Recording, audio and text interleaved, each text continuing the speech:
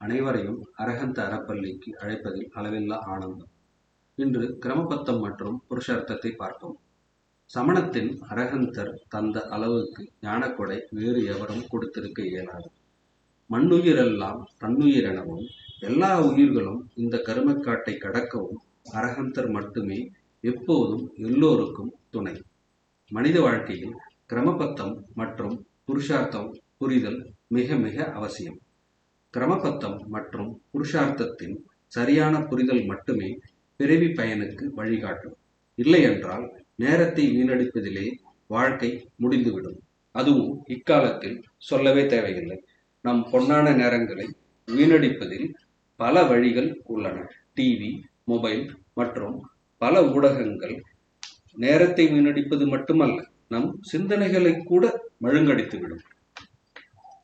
அப்படியெல்லாம் நம் நேரத்தை சரியாக பயன்படுத்த இந்த கிரமபத்தம் மற்றும் புருஷார்த்தம் நல்வழி சென்று நேர விரயத்தை தடுத்து பிறவி பயனை பெறுவதற்கு உதவும். முதலில் கிரமபத்தம் பார்ப்போம். கிரம என்றால் வரிசை.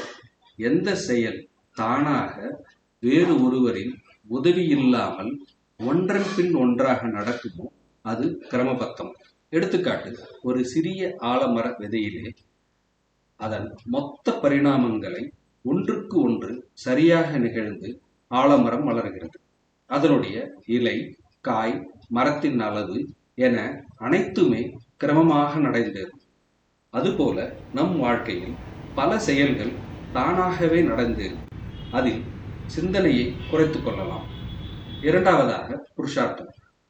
புருஷ என்றால் ஆன்மா, புருஷார்த்தம் என்றால் ஆன்மனின் செயல். அரஹந்தர் புருஷார்த்தத்தை 4ஆக வகுத்துள்ளார். அறம், பொருள், இன்பம் மற்றும் வீடு. திருக்குறள் மற்றும் எல்லா அறநூல்களும் இந்த 4 வகையில்தான் ஆன்மனின் செயலை அரஹந்தரின் வழி நின்று போதிக்கும். முதலில் அறம்.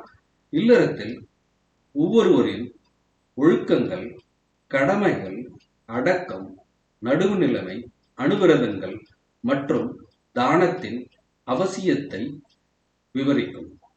அடுத்ததாக பொருள். இந்த கர்ம பூமியில் அவரவர் தொழிலுக்கேற்ப அறவழியில் எப்படி பொருள் சேர்ப்பது, கல்வி, அரண், அரசரின் ஒழுக்கம், அமைச்சரின் செயல், நட்பு, பகை மற்றும் பல செயல்களுக்கு அர்த்தங்களை விவரிக்கும். இன்பம்.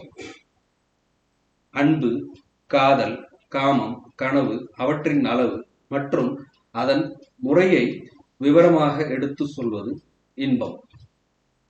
வீடு.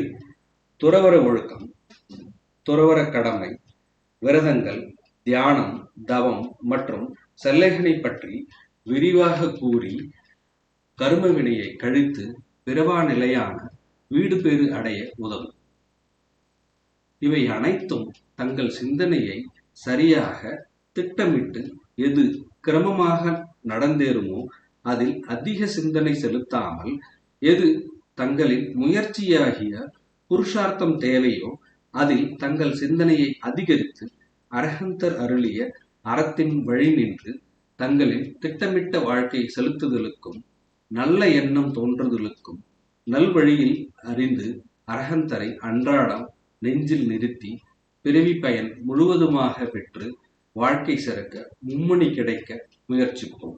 நன்றி.